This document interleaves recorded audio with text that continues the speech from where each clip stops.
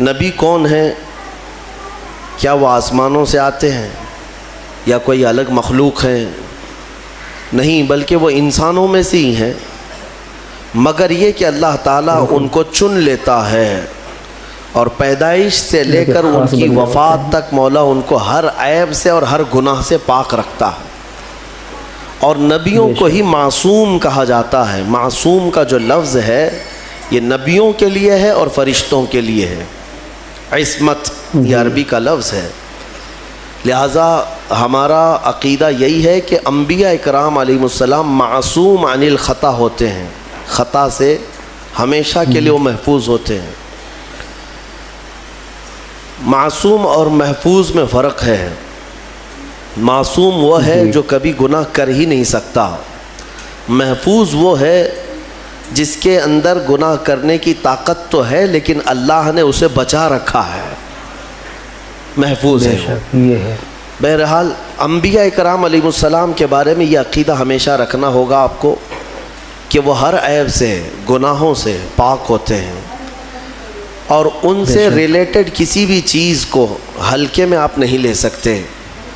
کسی بھی نبی کی ادنا سی توہین کرنا کفر ہے، اسلام سے وہ بندہ خارج ہو جائے گا۔ انبیاء اکرام علیہ السلام کے متعلق جو عقائد ہیں اس کو میں سرسری طور پر آپ کے سامنے رکھ رہا ہوں۔ نبی جو ہے یہ محنت سے اور عبادت سے نہیں بنتے۔ پرہیزگار ہو جائے تو نبی بن گئے، بہت زیادہ نمازیں پڑھی، بہت زیادہ اللہ کی بارگاہ میں دعائیں کی تو نبی بن گئے، نہیں۔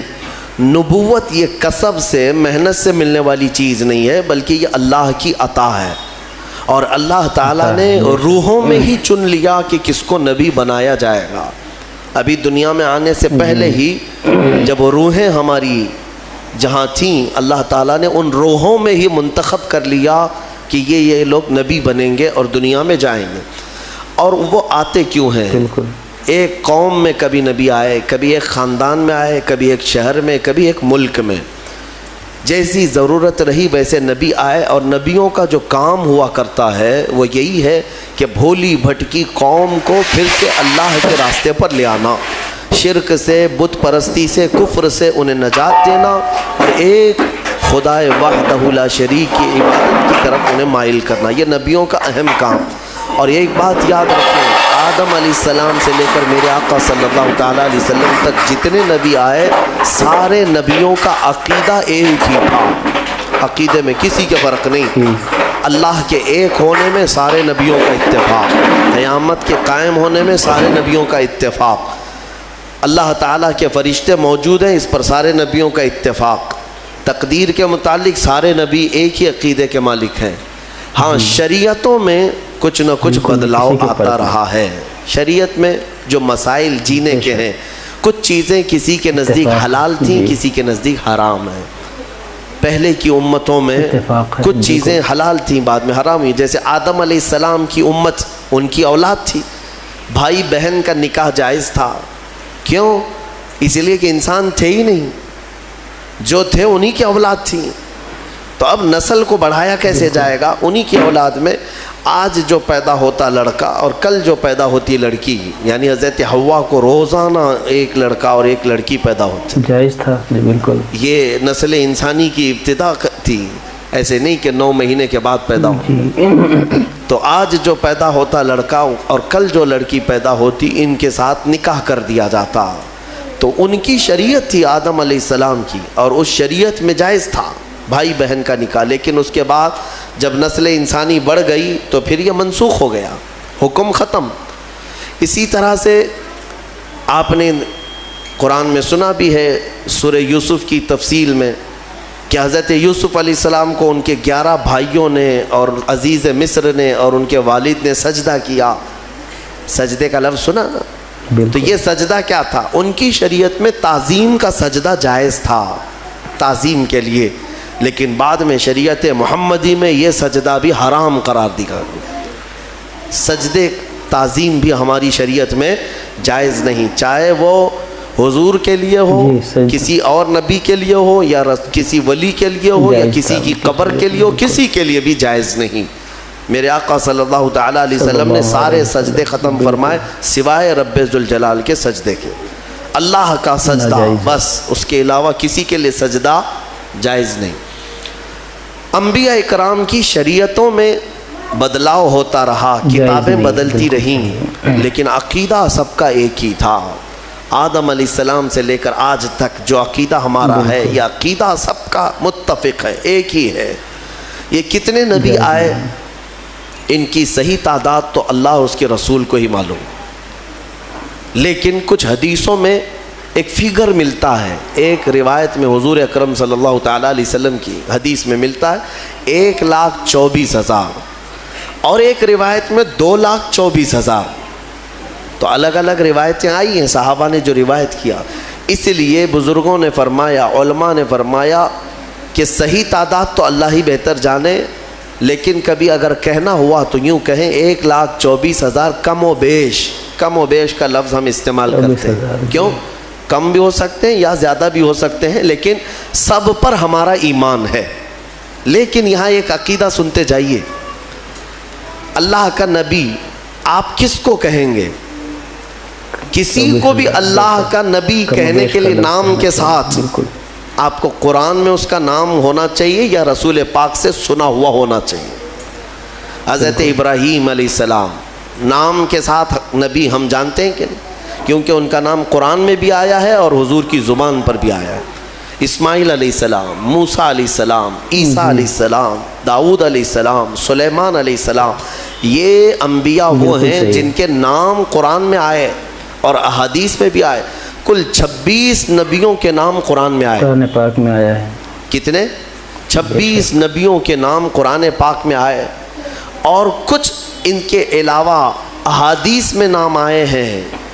احادیث میں نام آئے ہیں، کل ملا کر کے 40 نام ہوں گے. اگر 40 نام ہیں تو باقی 1,24,000 کہاں ہیں؟ تو ان کے بارے میں آپ کو من جملہ عقیدہ رکھنا ہوگا. اتنے آئے تھے لیکن ہر ایک کا نام ہمیں معلوم نہیں. جتنے نام حضور نے بتائے اتنے ناموں کے ساتھ ہمیں نبی ماننا فرض ہے. اب یہاں پر وہی بات آ جاتی ہے، بعض لوگ یہ کہتے ہیں کہ کسی کی تعلیمات اچھی دیکھ کر کے شاید وہ بھی نبی ہو سکتے ہیں. گوتم بدھ بھی نبی ہو سکتا ہے. رام کرشن کے بارے میں بھی کچھ لوگوں نے کلام کر دیا. ہاں، یہ میں ان لوگوں کی بات نہیں کر رہا ہوں جو رام کرشن کے بھکت ہیں، بلکہ میں بعض مسلمان اسکالر کہے جانے والوں کی بات کر رہا ہوں. ہاں، ان لوگوں کو تحقیق کا بڑا شوق ہے تو تحقیق میں کچھ بھی لٹ مار دیں گے. کیوں میاں؟ گوتم بدھ نبی ہیں، نبی ہو سکتے ہیں. یہ کچھ لوگوں نے یہ شوشہ چھوڑا. دلیل میں یہ کہتے ہیں ان کی تعلیمات بھی جو ہیں وہ دوسرے نبیوں کی تعلیمات سے ملتی جلتی ہیں. اخلاق کی تعلیم ہے، اچھائی کی تعلیم ہے، تصوف کے جتنے بھی مراحل ہیں وہ ان کی تعلیمات میں بھی ملتے ہیں. ہو سکتا ہے وہ اپنے زمانے کے نبی رہے ہوں. ایک بات یاد رکھ لیں، میں نے جو آپ کو فارمولہ بتایا اس پر ہمیشہ چلیے. آپ کسی کو بھی نام کے ساتھ نبی کہنے کے لیے ان کا نام قرآن میں یا حدیث میں آیا ہوا ہونا ضروری ہے. اگر قرآن و حدیث میں ان کا نام نہیں آیا تو چاہے اس کی تعلیمات سب سے اعلیٰ ہی کیوں نہ ہو، نبی ہم نہیں کہہ سکتے. نبی نہیں کہہ سکتے، اتنی بات یاد رکھیں. اور اگر غیر نبی کو آپ نے نبی مان لیا کافر ہو جاؤ. بالکل صحیح، معاذ اللہ رب العالمین. کسی غیر نبی کو، نبی نہیں تھا اور آپ نے اس کو نبی کہا، کافر ہو جائیں گے. اور کوئی نبی ہیں ان کی نبوت کا انکار کیا تب بھی کافر ہو گئے. بات سمجھ میں آ رہی؟ یہ عقیدہ بہت ہی اہمیت کا حامل ہے، اس لیے اس کو لے کر کے چلیں. آپ غیر نبی کو آپ نبی کہہ نہیں سکتے. اب یہ انبیاء کرام علیہ السلام اللہ تعالیٰ کے محبوب اور مقبول بندے، اللہ تعالیٰ براہ راست ان پر وحی فرماتا ہے، پیغامات بھیجتا ہے. مخلوق کو اللہ تعالیٰ ڈائریکٹ بات نہیں کرتا.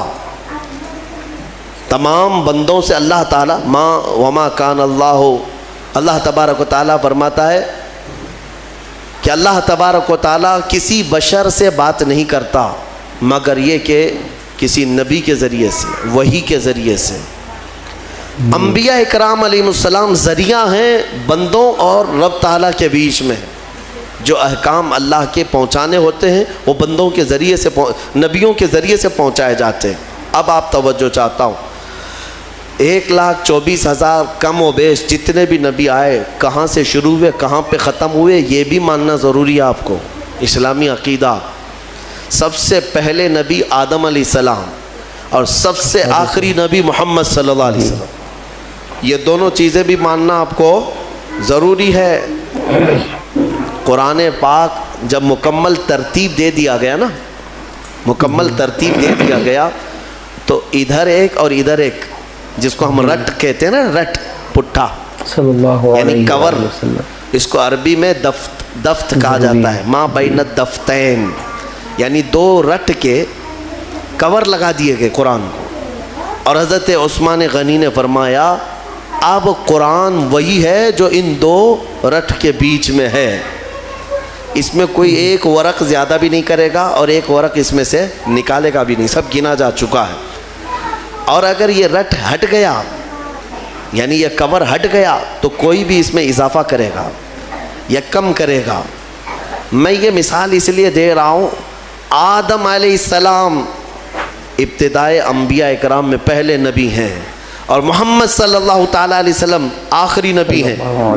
یہ دونوں اول و آخر کا ماننا بہت ضروری ہے۔ ان میں ایک نبی کو بھی ہٹایا تو بہت سارے ظالم دوسروں کو لا کر اندر داخل کریں گے، وہ بھی نبی ہیں یہ بھی نبی ہیں۔ اور اسی لیے انبیاء اکرام میں ایمان کی جب بات آتی ہے تو خاص طور پر ہم یہ ذکر کرتے ہیں سارے نبیوں کو ماننا ہمارے لیے ضروری ہے، سارے نبیوں پر ایمان ہے، لیکن محمد صلی اللہ تعالیٰ علیہ وسلم کے بارے میں کچھ عقیدے الگ ہیں، خاص ہیں۔ وہ یہ ہے کہ وہ نبی بھی ہیں، رسول بھی ہیں، افضل الرسل بھی ہیں، سید الانبیاء بھی ہیں، یہ سب ماننا ہر مومن کے لیے ضروری ہے۔ وہ امام الانبیاء بھی ہیں، امام الاولین امام الآخرین بھی ہیں، اور سب سے مضبوط چیز یہ ماننا ضروری ہے کہ میرے محمد صلی اللہ علیہ وسلم خاتم النبیین ہیں، اب ان کے بعد کوئی نبی نہیں آ سکتا۔ اگر کسی نے نبوت کا دعویٰ کیا میرے آقا کے بعد، حدیث میں اس کو دجال کہا گیا ہے، وہ دجال ہے۔ دجال کسے کہتے؟ سب سے بڑا جھوٹا۔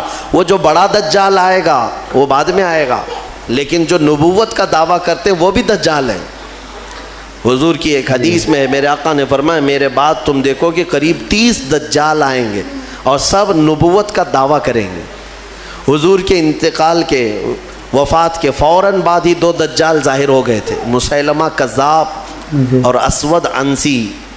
یہ دونوں نے نبوت کا دعویٰ اسی زمانے میں کر دیا تھا اور دونوں مارے گئے ہیں، مسیلمہ کذاب اور اسود عنسی۔ حضرت خالد بن ولید کے لشکر میں یہ دونوں مارے گئے ہیں، ان دونوں جھوٹوں کو قتل کر دیا گیا، اور بہت سارے دنیا میں ایسے آئے اور مارے گئے۔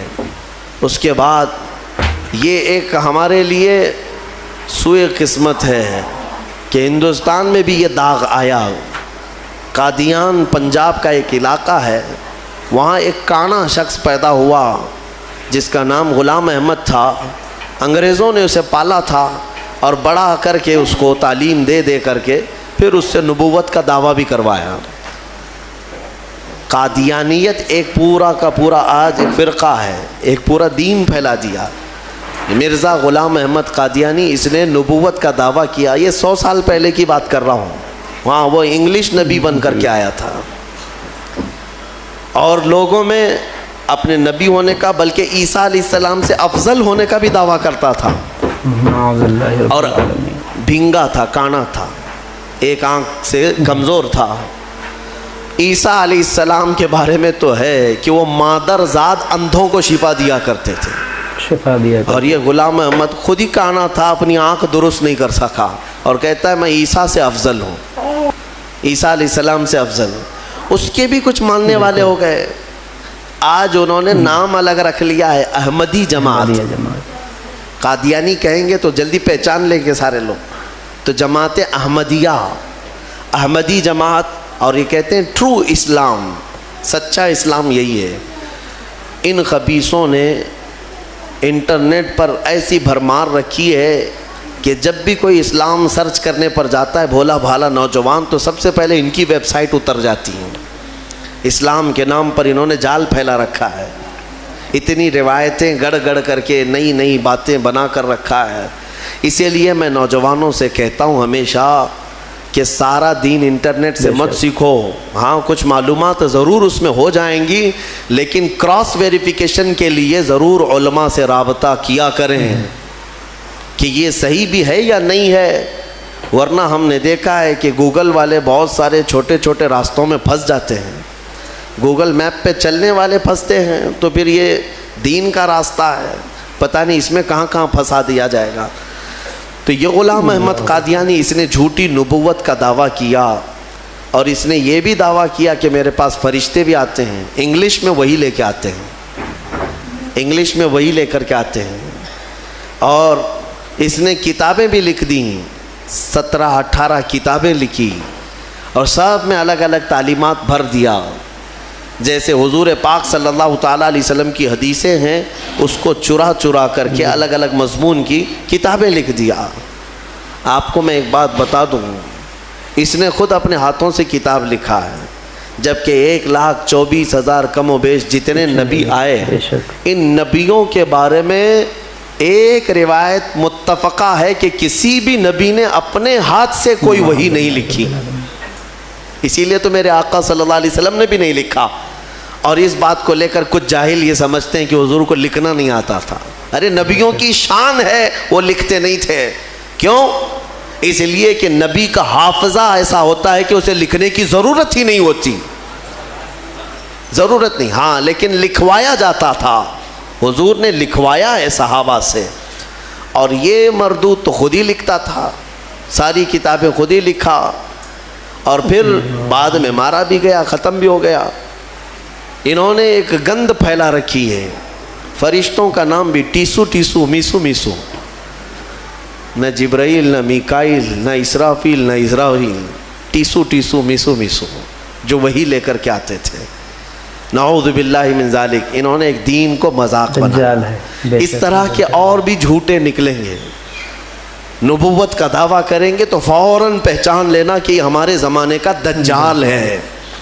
دجال کہتے ہیں سب سے زیادہ جھوٹ بولنے والا، سب سے زیادہ جھوٹ بولنے والا، اس کو کیا کہتے ہیں عربی میں؟ دجال. اور دنیا کا سب سے بڑا جھوٹ کہ حضور کے بعد کوئی نبی پیدا ہوگا، یہ دنیا کا سب سے بڑا جھوٹ ہے، اور جس نے کہا وہ دجال ہے. اور ابھی فی زمانہ ہمارے ہاں جو دجال ہے وہ ہماری کرنٹ میڈیا ہے. میڈیا، نیوز کے اینکر، یہ تقریباً یہ دجال کے چیلے ہیں، یعنی چھوٹے چھوٹے دجال ہیں. کیونکہ جھوٹ جتنا زیادہ بولتا ہے عربی میں اس کو دجال کہتے ہیں. دجل عربی کا لفظ ہے حقیقت کو چھپا دینا، حقیقت کو چھپا دینا. ہاں یہ کہیں گے گھر چوری ہو گیا، دیکھا ہے چور سامنے سے جا رہا ہے، نہیں میاں وہ تو لومڑی نے چوری کیا ہے، اور پوری دنیا کو باور بھی کرا دیا جائے گا لومڑی نے چوری کیا ہے. یہ جو دجل ہے اس کو دجال کہتے ہیں، یہ جھوٹ. بہرحال انبیاء اکرام علیہ السلام کے متعلق یہ عقائد آپ کے ذہن نشین رہیں کہ یہ بہت ہی اہمیت کے حامل ہیں. نبوت کے متعلق جو عقائد ہے، اے میرے عزیزو، اس میں کبھی گمراہی نہ آئے.